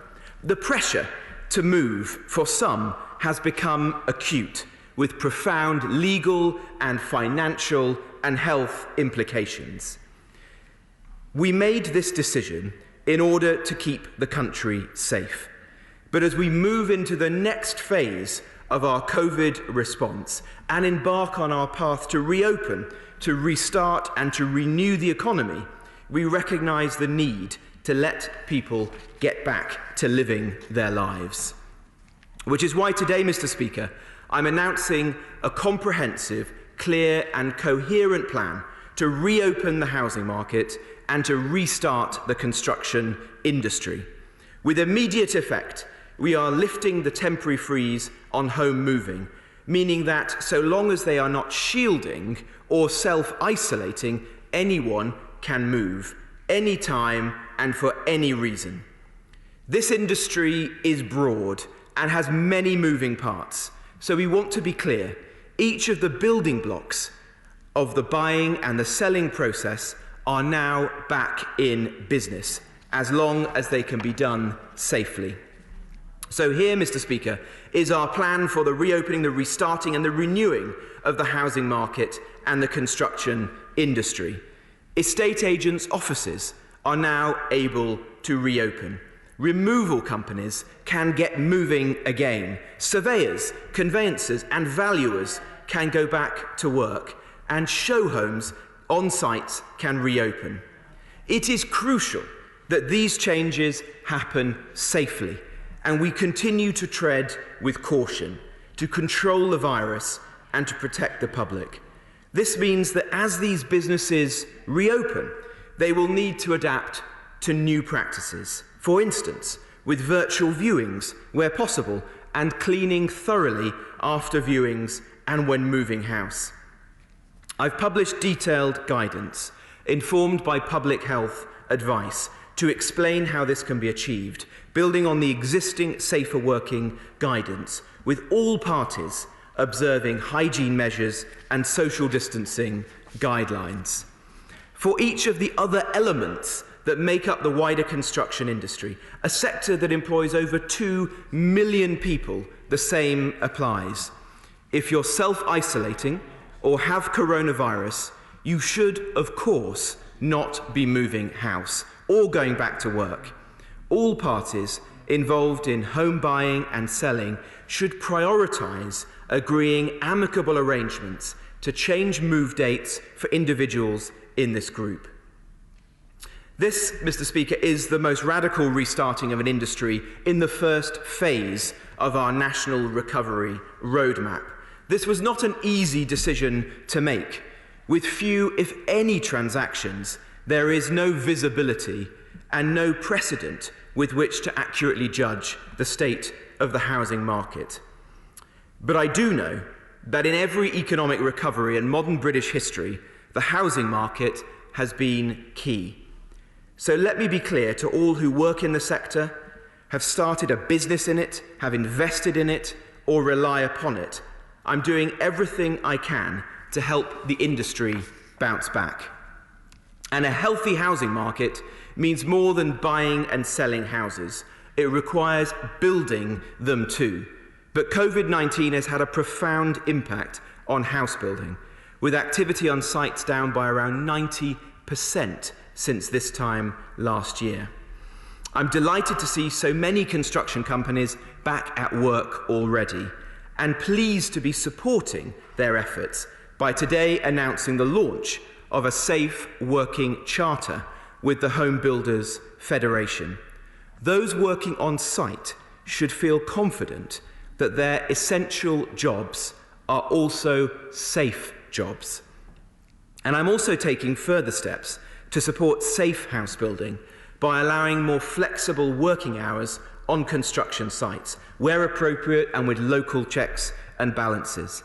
I'm allowing sites to apply to extend their working hours, again with immediate effect. Varied start and finish times will make it much easier for sites to observe social distancing and will take pressure off public transport, particularly in our core cities, and will keep Britain building. The planning system too must be able to operate safely and efficiently during this time, which means, as with many other sectors, making more use of digital technology. I want the Planning Inspectorate to be at the forefront of this work, and it's good to see the Inspectorate now undertaking its first virtual hearings. And I'm also asking them to make all hearings virtual within weeks. We're going to get the planning system going again and bring it into the digital age at the same time. And Mr. Speaker, as we look to the future, we must remember that the prospect of Britain's housing market is key to our economy. When this sector succeeds, we all succeed. And this is what shapes our vision of the housing market: more homes, safer homes, homes of higher quality, more beautiful homes, homes of all types and tenures for all people, rooted in and at the heart of our communities. Today, Mr. Speaker, we reopen, we restart and we renew the housing market and the construction industry to protect lives, save jobs and to refresh and renew our economy. I commend this statement to the House. I welcome Thangun Debonair to a new job, who has 5 minutes to speak. Up to 5 minutes. Thangun Debonair. Thank you, Mr. Speaker, and I thank the Secretary of State for advance copy of his statement. The government said they would do whatever it takes to get the country through this COVID crisis and protect the most vulnerable. And the opposition, we want the government to succeed. Lives, livelihoods and homes are on the line. In a spirit of constructive cooperation, we scrutinise plans carefully, offer suggestions and challenge when appropriate to try to help bring down the numbers of people infected or tragically dying and to help people manage financially. Sometimes the government has heeded our calls, sometimes not. I'd like them to consider these. Today's announcement provides welcome news for some, and of course we all want new homes building, but it leaves more unanswered housing questions. These urgently need government attention to keep people safe at work and at home, as we don't have community testing, a cure or a vaccine, and there are still problems with PPE. So I asked the Secretary of State, what protection will there be for people renting if a landlord or estate agent wants to show a prospective buyer or new tenant around? What will the government do to help those trapped by the cladding and leasehold scandals at this time? What discussions has the government had with the trade unions? There was no mention in his statement. What advice does the government have for anyone who feels their workplace at a construction site is not safe? This crisis has taught us if anyone is struggling, we're all affected. The announcement focused on those who want to move home, but it ignored those who are at risk of being forced. The Secretary of State talked of show homes, but not about people with no homes. And we've shown that when we work together, we can virtually eliminate street homelessness in days. There must be no going back, but people in emergency accommodation face that. Will the government work with councils and homeless organisations about how to provide and pay for a housing first approach so we can end street homelessness for good this year? The Secretary of State says he knows that homes are a sanctuary, but there's no plan for what happens when the temporary ban on eviction ends. We need to prevent people from getting into arrears. So will the government heed Labour's calls to fill the gaps in the financial support schemes? Will he guarantee local housing allowance stays at 30% of market rents? Will he consider raising it further until this crisis eases? People struggling with their rent are worried about what will happen when this ban lifts. And the government says it's working with the Master of the Rolls to widen the existing pre-action protocol on possession proceedings for social landlords to include private renters and to strengthen its remit. But that's not enough. So will he consider Labour's proposal to halt Section 8 evictions on the grounds of arrears caused by the lockdown? Mr. Speaker, in March, ministers said they'd provide whatever funding is needed for councils to get through this and come out the other side. And that's a pledge repeated by the Secretary of State. But this week, he told the Select Committee that councils should not labour under a false impression that all costs would be reimbursed. Which is it? Will the Secretary of State please honour his original commitment to councils?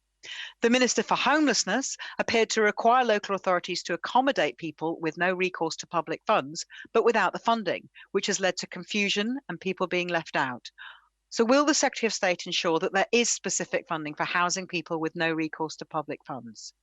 Mr. Speaker, councils cannot borrow for revenue spending. They cannot run deficits. If they can't balance the books, they have to stop spending. And they're currently £10 billion short, a fifth of council spending. They could close every library, leisure centre, children's centre, turn off all the streetlights, lock their gates to parks, and they'd still be billions of pounds short. They would have to make cuts to social care and public health at this time. Will the Secretary of State please ensure that councils are fully recompensed for housing and other costs of this crisis?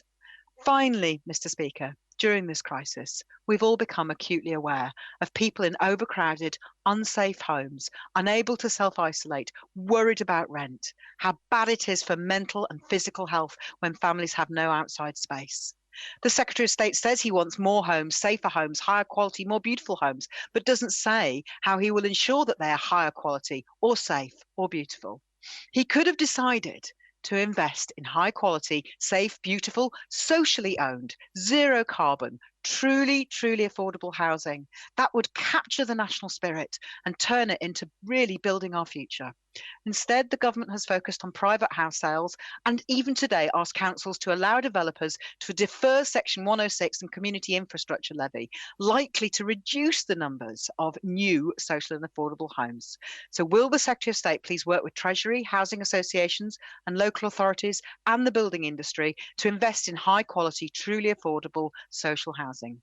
Mr. Speaker, our broken housing system has been brutally exposed. Key workers we applaud each week live in poor housing. They've been left behind too long. We must not go back to business as usual. We must solve the housing crisis for all our heroes, for our country. Thank you, Mr. Speaker. Secretary of State. Well, thank you, Mr. Speaker, and I welcome the Honourable Lady to her new role and look forward to working with her constructively in the weeks and months ahead. I'm pleased that she supports the overwhelming direction of our statement today and the importance of the housing industry and construction within this country. She asked a number of questions, which I will endeavour to answer as many as I can. With respect to the important question about building safety, well, I have been clear from the onset of this crisis that that work should continue. That was opposed, in fact, by many on the benches opposite, who said it was too risky, but it was the right decision to encourage ACM cladding and other essential building safety works to continue. And I'm pleased to say it is now gradually starting to begin again. And I welcome the mayors coming together, like the Mayor of London and Greater Manchester and Birmingham, to support that in our combined pledge. With respect to rough sleeping, well, I pay tribute to everybody who has been involved in the tremendous national effort so far, bringing 90% of those people who were sleeping rough on our streets at the onset of the crisis into safer accommodation. But now we are in the next phase of that challenge, and I don't underestimate how difficult that will be, protecting those individuals whilst they remain in that accommodation during the lockdown, and then preparing for them to move into more suitable long-term arrangements with the wraparound care that they need and deserve. And that will be a true national effort involving charities, councils and businesses across the country. With respect to renters, well, today's announcement is very much about renters. Every month, 300,000 tenancies come up for renewal, and many of those individuals need to or want to move house. And so today will enable them to do just that and to do it safely, which is the most important consideration. In terms of the guidance that I've published today, it sets out that physical viewings of homes, whether that's for sale or for rent, can go ahead, but those will need to be done in accordance with social distancing guidelines. And in most cases, that will mean that the tenant or the homeowner will not be present in the property. They'll be in the garden or have gone out for their daily exercise. Or if they are in the home, for whatever reason, they'll be in a different room, and ensuring that there's 2 meters apart from the individuals who are looking round the property. And that's the right thing to do. With respect to the concern about people being evicted from their properties, well, as she knows, we've changed the law to have a moratorium on evictions so that no possession proceedings can continue, and that will go up until June, at which point I, as Secretary of State, have the ability to extend that if we need to, and we'll be taking that decision very carefully. We'll also be proceeding with the pre-action protocol, working with the Master of the Rolls to ensure that provides an added degree of protection for those individuals. I don't support the Labour proposal, which is to encourage people not to pay rent and to build up potentially unmanageable degrees of debt, so that in 6, 9 months, 12 months' time, their credit rating would be shredded and they'd be in a very difficult financial position. We are developing a much more credible plan to protect renters and to help to shield them through this crisis. Finally, Mr. Speaker, with respect to councils' finances, I said we would stand behind councils and give them funding that they need, and we're doing exactly that. Today, the Prime Minister has announced an extra £600 million, bringing the total investment in our councils to £3.8 billion in just 2 months. We now go to Father of the House, Sir Peter Bottomley. Sir Peter. The Secretary of State is right to talk about people living their lives. Can I say to him that most of the people going to new homes will be going to leasehold ones? When will he and we act to ban the sale of leasehold and freehold houses? When can he announce actions for justice for leaseholders, lease renters stuck with excessive ground rents? And can he advise residential landlords and smart developers that the financial games are over and the Leasehold Knowledge Campaign and the All-Party Group are going to make sure there is justice for leaseholders?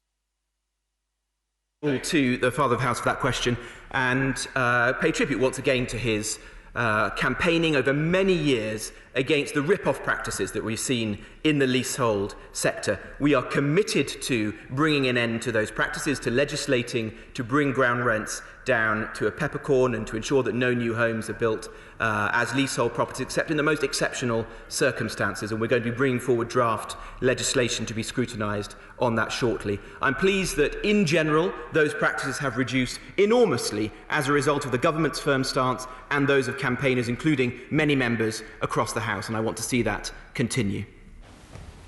We now go over to the SNP spokesperson, David Linden. Thank you very much, Mr. Speaker, and I too thank the Secretary of State for advance sight of his statement, although I think I read about most of it in the morning papers. I want to focus on the part that he makes in the statement where he says he's announcing a clear, coherent plan, because this is part of the issue that many of us are finding, whether it's in this statement or the statement before on education, because the position in Scotland remains unchanged that people should protect the NHS, stay at home and save lives.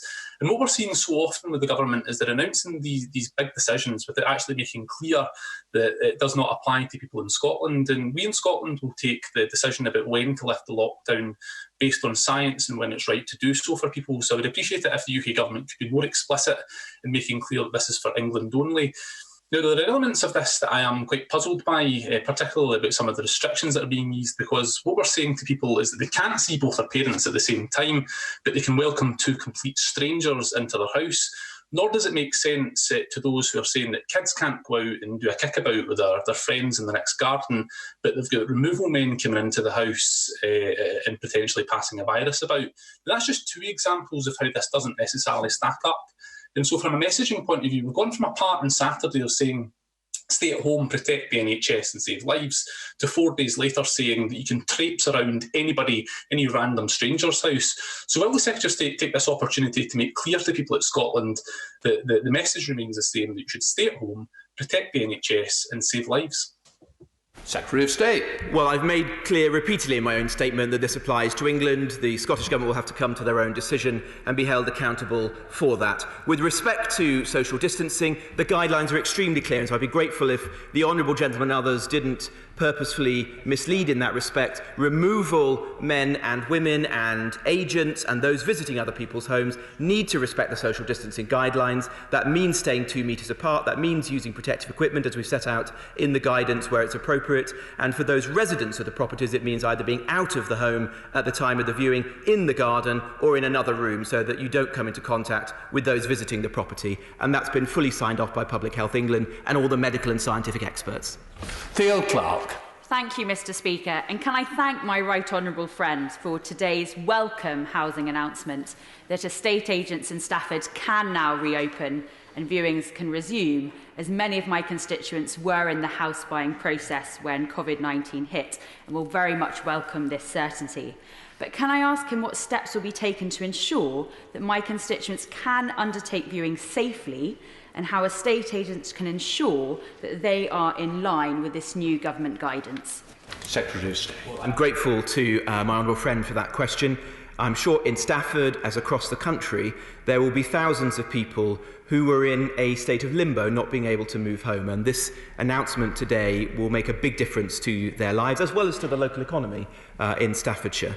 With respect to the guidelines, they're clear, as I've already said, that you need to respect social distancing guidelines when you're in other people's properties. We're encouraging virtual viewings, which can be the more sophisticated ones, but they come at a cost, or it could be as simple as the agent or the homeowner producing a video on their smartphone and making that available to anybody who's interested in the property before they come and visit. And with respect to show homes, we're strongly encouraging people to do so by appointment only, to avoid speculative visits which aren't necessary. We go to the Chair of the Select Committee over in Sheffield, Clive Betts. Thank you, Mr. Speaker.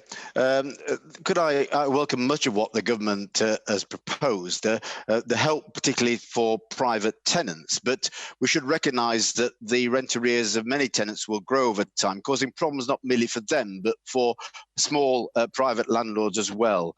So would the Secretary of State consider the Spanish government's scheme of giving low-interest loans to tenants to help both them pay the rent and the landlords to receive them? And in terms of the new housing market, if demand falls for new homes, will he consider increasing grants to housing associations and councils so that they can actually help the construction industry keep going by building more social homes for rent? Secretary of State. Thank you, Mr. Speaker. Well, with respect to supporting the industry, I think it's too soon today to judge with confidence the state of the housing market because there have been so few transactions in recent weeks. But we stand ready to work with the industry and to help to guide them through undoubtedly an extremely challenging period. We've announced some measures today, for example, enabling councils to defer SIL and Section 106 payments, which does not mean that there's an impact in the longer term upon social infrastructure or affordable homes, but it does mean that SME builders in particular can have a bit of breathing space in the weeks and months ahead, which is absolutely critical and is a lesson learnt from the last downturn in the market. With respect to the question around renters, well, we're thinking very carefully about what more we can do to protect them. Of course, there are other government schemes like the furlough scheme, which is now paying a proportion of millions of working people's wages and helping to support them through this difficult period. The moratorium on evictions prevents possession proceedings proceeding at court at the present time, but we'll need to think carefully about what to do when that comes to an end in June. We go over to Peter Gibson. Peter Gibson. Thank you, Mr. Speaker. My right honourable friend knows that the construction industry is core to our economy's success. Could he outline what steps the government are taking to ensure this important sector has the flexibility it needs to operate safely and restart? Secretary of State. Thank you, Mr. Speaker. Well, across the country, millions of people are employed in the construction industry. It's absolutely essential we get them back to work, but we have to do so safely. Today's charter, working with the house builders, will set out ways in which we believe that can be done, and many of the country's house builders have been working with us in recent weeks to put in place the protocols and the site working practices that will be needed to protect those working people. Today's written ministerial statement that I've lain extending the working hours of sites will also play its part, because that will enable sites to stay open during the summer months, potentially to 9 p.m. at night in residential areas, and longer than that in areas where there are no neighbouring properties, to help the industry to catch up if they want to, but above all to help them to put in place the social distancing rules that they'll need to operate sites safely and to reduce pressure on public transport. And I hope all of us across the country and our councils will support that and make sure it's implemented smoothly. Go over to Catherine West. Catherine West. Mr. Speaker, could I press the Secretary of State on the cliff edge facing many in the privately rented sector? What action will the government take to avoid mass homelessness as the moratorium on evictions lifts and we emerge from the COVID-19 crisis? Secretary of State. Thank you, Mr. Speaker. Well, as I've already said, we've legislated to have a moratorium on evictions, which comes up for review in June. At that point, the Secretary of State has the power to extend it. If necessary, we'll take that judgment at the time on the basis of the market, the evidence we see is in respect of how many individuals might be coming before courts with eviction proceedings, and consider what further steps might be necessary at the time. Go over to Robert Courts in Oxfordshire. Robert Courts. Thank you, Mr. Speaker, and I thank my right honourable friend for his statement. To provide the reassurance and the clarity that my constituents in West Oxfordshire would like, could he confirm that whilst people can move whenever they like and that removal firms are able to help, the government does still ask and require that that is carried out safely? Well, it's extremely important that removal firms across the country, many of which are small and medium-sized businesses, get back to work, and so we have worked with them to produce guidelines which we believe will enable them to do so safely. And there may be more work that we do in the weeks and months ahead to learn from that, but they play an absolutely critical role in the industry. Go over to Alex Norris. Alex Norris. Thank you, Mr. Speaker. Secretary of State, at the beginning of this crisis, you said everybody in, and that you would fund councils to end homelessness. Since then, it's been suggested that this might not apply to those with no recourse for public funds. This is nonsense. Of course, the virus couldn't care less about someone's migration status. So, Secretary of State, will you take the opportunity today to clarify that when you said everybody, you meant absolutely everybody, and that you would be providing the funding to make sure this happened? Secretary of State. Well, I'm extremely grateful for the work of local councils and charities in places like Nottingham, who did an amazing job at bringing at least 90% of those individuals who were sleeping rough at the onset of the crisis into safer accommodation. In some parts of the country, the numbers of rough sleepers have now fallen to as low as 1 or 2 or 3 individuals. We believe it could even be as much as a 98% success rate so far, but the challenge is by no means complete. There's more work to do. We've said that the government's policy on no recourse to public funds has not changed, but councils do have flexibility, as they know, to support those individuals where there's a risk to life and serious concern. They should behave humanely and compassionately. We now go over to Dr. James Davies. Dr. James Davies. Thank you, Mr. Speaker. I welcome this statement, and I would ask my right honourable friend what advice the new guidance offers for those following Chief Medical Officer advice to shield in their home. Secretary of State. Well, my honourable friend raised a very important point that we can't emphasise enough today.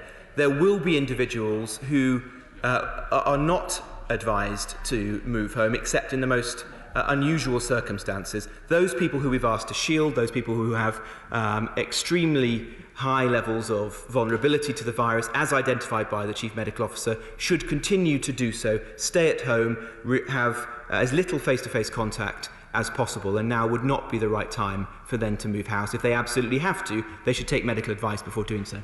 We head to north of the border with Miriam Fellows. Miriam Fellows. Thank you, Mr. Speaker.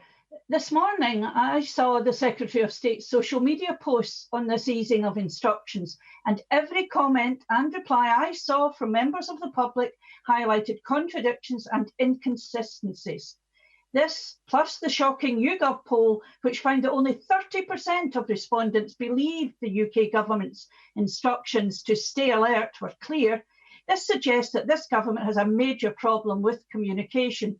Does the Secretary of State think that this government's recent communications with the public have been clear, and will he yet again confirm that this easing only applies in England?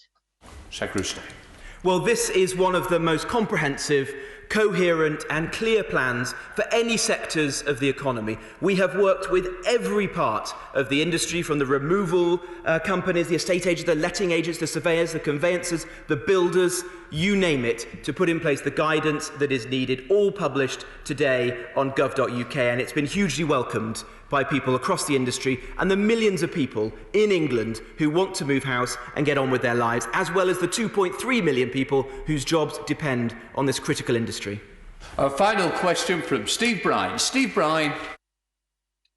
Thank you, Mr. Speaker. My right honourable friend is dead right to say in his statement that we need to build homes as well as before we can buy and sell them. So what can he do to unlock the market in Hampshire, where a standoff between Natural England and local authorities over nitrates in the Solent, a subject I know he knows about, has tied planners, developers, architects and investors in knots long before COVID-19 hit us, and perversely is encouraging greenfield development over brownfield? Secretary of State. Well, my honourable friend and I have discussed this at length on a number of occasions, and he has been very assiduous in campaigning to break this deadlock. It is extremely unfortunate that before the present coronavirus crisis, house building within the Solent was essentially paused because of this issue. I have been working with the Department for the Environment and with Natural England to bring forward guidelines and to bring the parties together, because too many people's livelihoods depend on this, and we need to move this forward. I hope that those guidelines are now available. I will ensure that we continue to work with his local council and others to get the industry moving in the Solent.